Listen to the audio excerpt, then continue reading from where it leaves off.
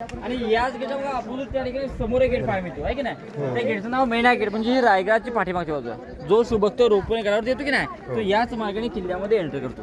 पूर्वी मेणा आणि पालखी असे दोन प्रकारचे, मेणा म्हटले की बंदिस्त, पालखी म्हटले की ओपन. छत्रपती शिवाजी महाराजांच्या राण्या किंवा राजघराण्याची स्त्री या मेण्यात बसून किल्ल्याच्या मागच्या बाजूला थंड हवा खायला, सूर्यास्त पाहायला मेण्यात बसून ये जा करायच्या. म्हणून त्या गेटचं नाव मेणा गेट.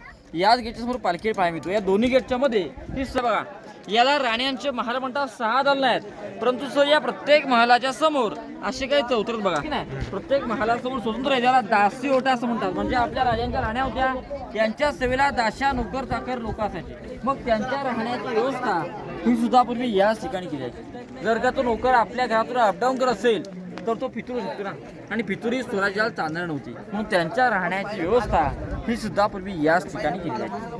आता इकडे समोर काही खाली इमारती पाहायला मिळतात. याला अष्टप्रधान मंत्रिमंडळाचे वाडे असं म्हणतात. आपल्या राजांचं 8 लोकांचं अष्टप्रधान मंत्रिमंडळ होतं. अनाजीपंत, निराजीरावजी, मोरोपंत पिंगळे, रामचंद्र त्रिंबक, हंबीरराव मोहिते असे मिनिस्टर असायचे.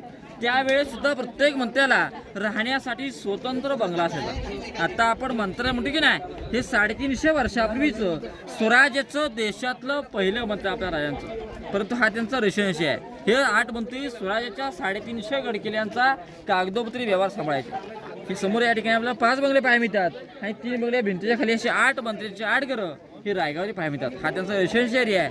त्यांची जी काही कार्यालय होती, ऑफिस होती, ते सचिवालय आहेत. ते नंतर आपण पुढे जाऊन त्या ठिकाणी पाहणार. बघा इथे आपल्याला समोर काही 3 खड्डे पाहायला मिळतात. बघा, याला धान्यांची कोठडी किंवा कोकणामध्ये याला पेव किंवा कणगी सुद्धा म्हणतात. परंतु सर हे किल्ल्यापुरतं मर्यादित धान्याचं कोठार आहे.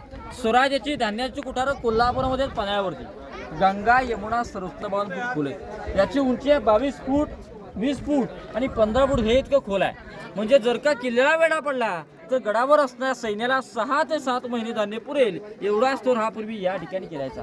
परंतु 1733 मध्ये या ठिकाणी पेशवाई आली आणि पेशव्याने याचा वापर कैद्यांची कोठडी म्हणून केलेला. म्हणजे जो कोणी गडावरती चोरी, लाडी, लबाडी करेल तर 7 दिवस याच्या आतमध्ये डांबून ठेवायचं.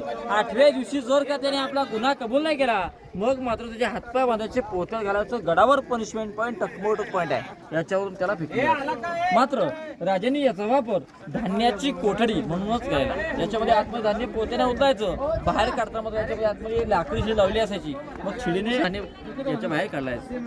हे पाहून घ्या. मग पुढे आपण आपल्या राजांचा मूळ राहता राजवाडा पाहायला पुढे जाऊ. हे पाहता आपलं मोबाईल हातातलं साहित्य जपून ठेवा, आतमध्ये पडलं तर काढता येत नाही. या बघून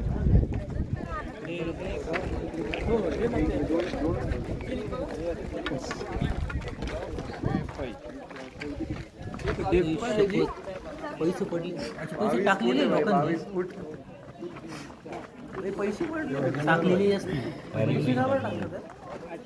धन धान्य टाकतात काय का 500-500 रुपये